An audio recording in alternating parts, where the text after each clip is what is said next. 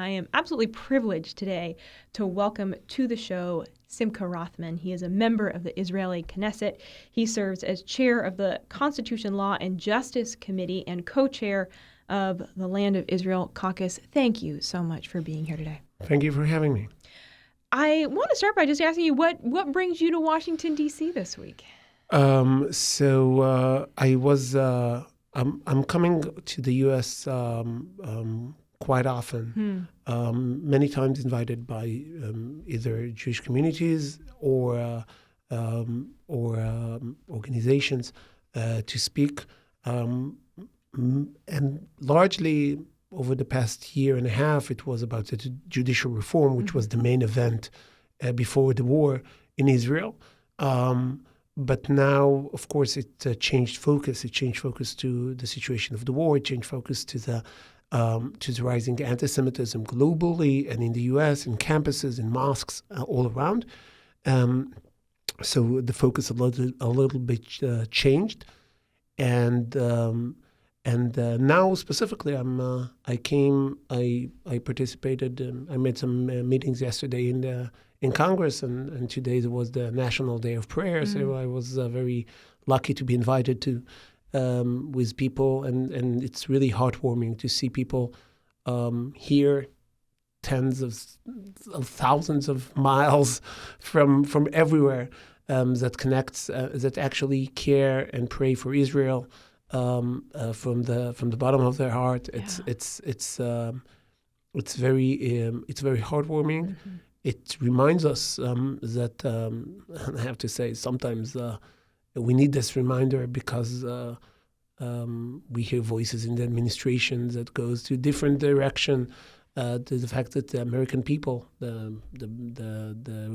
grassroots movements of the American people supportive of Israel and support our war against Hamas and against global jihadism, which is threatening us all.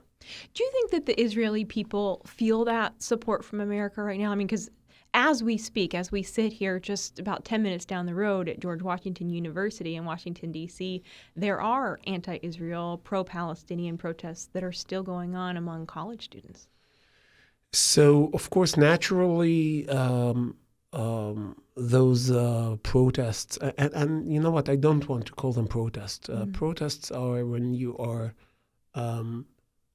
going against something, you are demonstrating, you try to bring some new arguments to the debate, to the public sphere. Those are riots, and some of them are actually acts of terror. If you do not let a Jewish student to go into your campus, you are not protesting anything. You are just anti-Semite.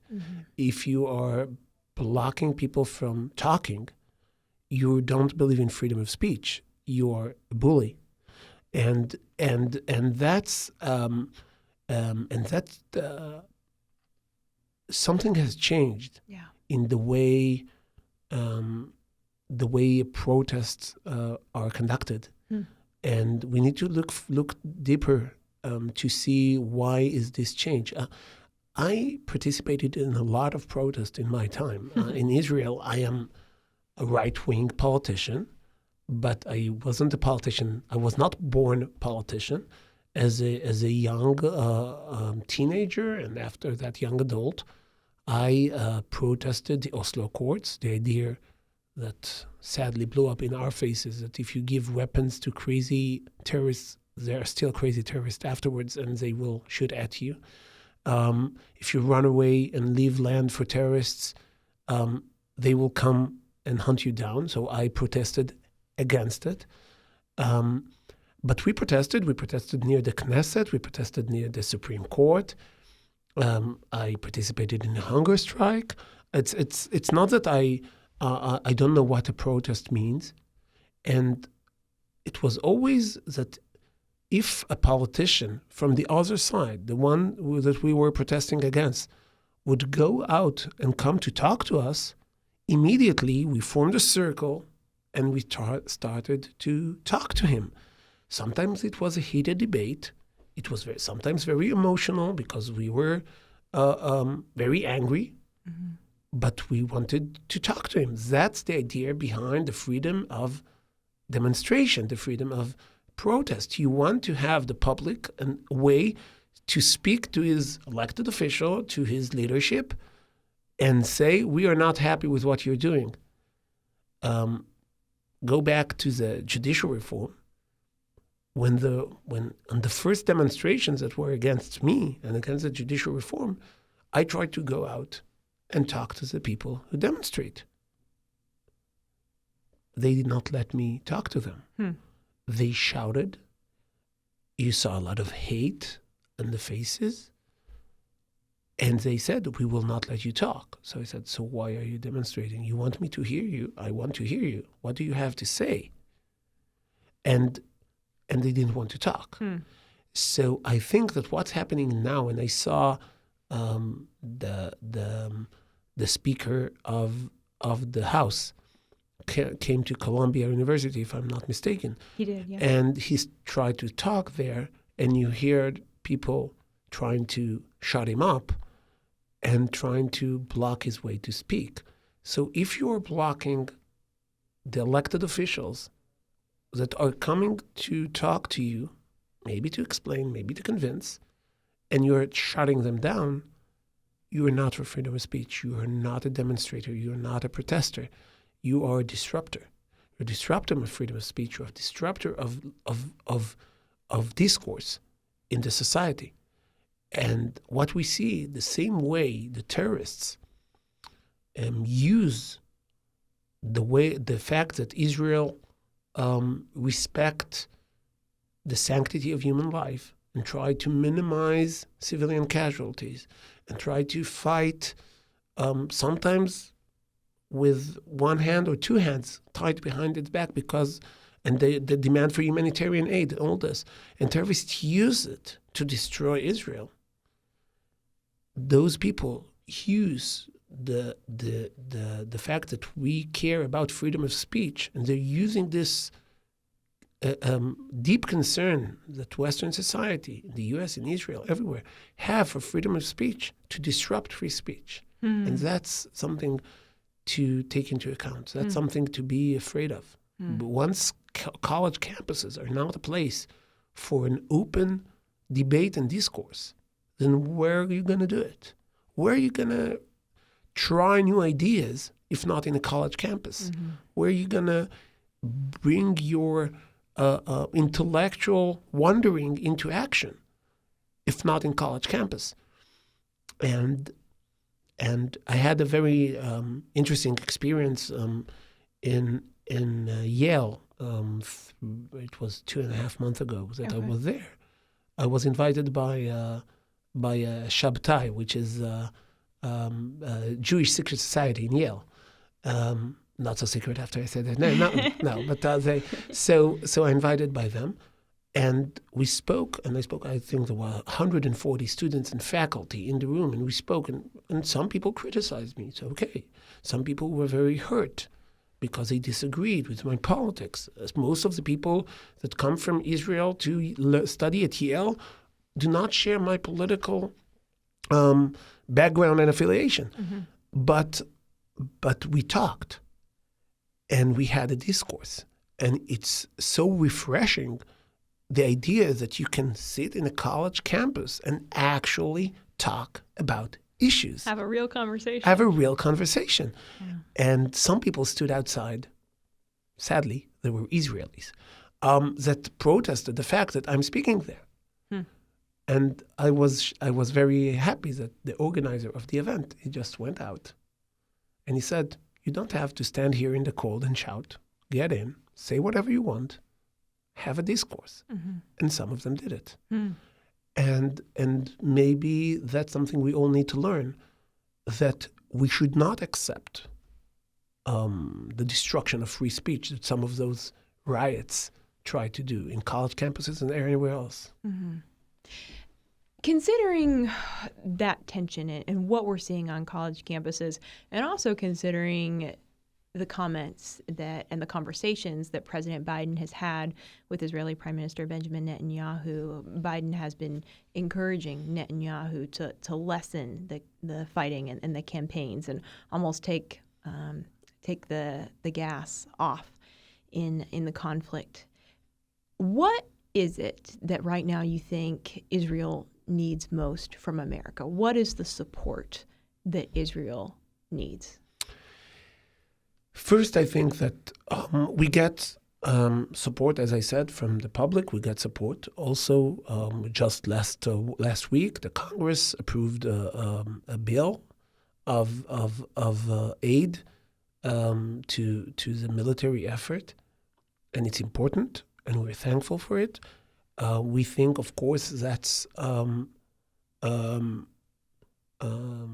maybe the term aid is not 100% correct, because it has been the case for many, many years, and it's been the case now, I think, even more, that Israel, in some aspect, is like the aircraft carrier for the U.S.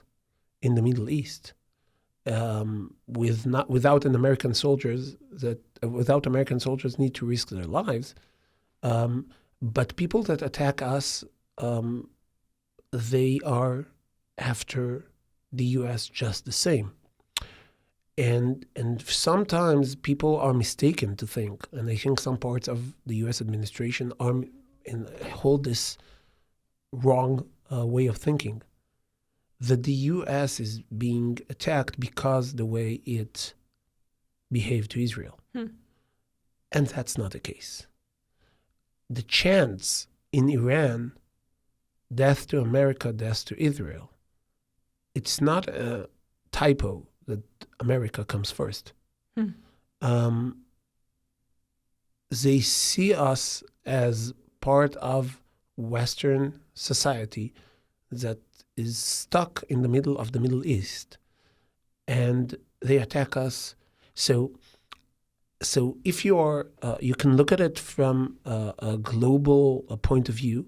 As a member of the religious Zionist party in Israel, I cannot not look at it from the religious Zionist point of view. Sure. And they see that the shared ideas of the Jewish people and the Western civilization are risking the existence of the non-civilization that surrounds Israel, and the anti-civilization that surrounds Israel, the civilization of destruction and death. And there are terror cartels that are trying to export this death all around the world. They get money and they sell death. And we need to fight them. And sadly, people do not understand it. They think that Israel is the reason that the Muslim Brotherhood people, ranging from Hamas and Daesh and ISIS and all these organizations, they are focusing on Israel because Israel is there. If Israel was not there, it would be harder for them to go to. It wouldn't be harder for them to go to anywhere else.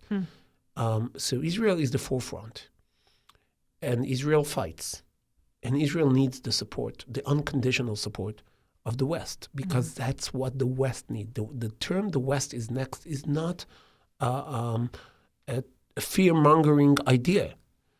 The West is next. It's happening now. You see in the campuses what would happen, and that's the future. In Europe, it's already happening.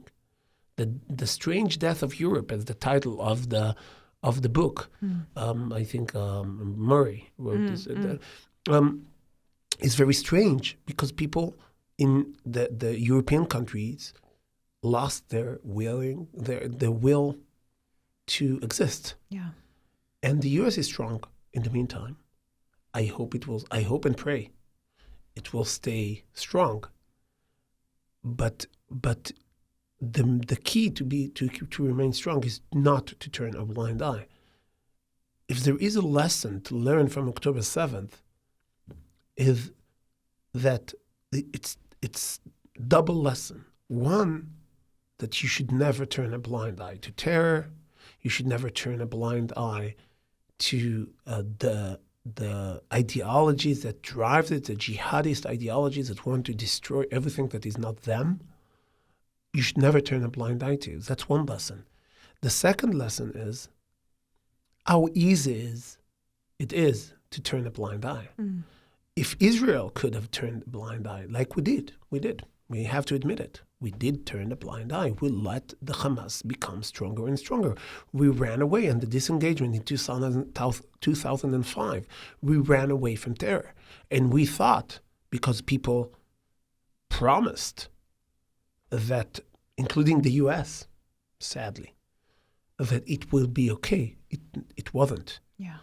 And if Israel standing, when you can, in my house, in my home, I can hear in the jihadist calls from the window every day. We hear it. We are almost, it's in the back of our mind, from shouting from mosques surrounding us.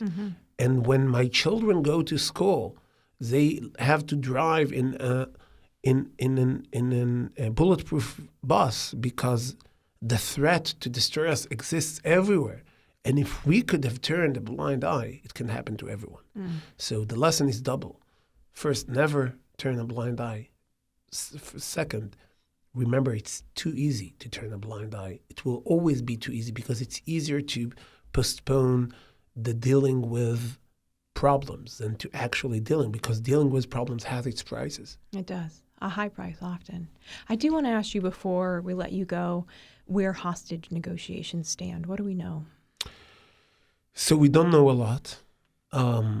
Just before I left Israel and came here, my party leader made a statement that hostage deal, that as they speak about it now, for us it's unacceptable, for my party.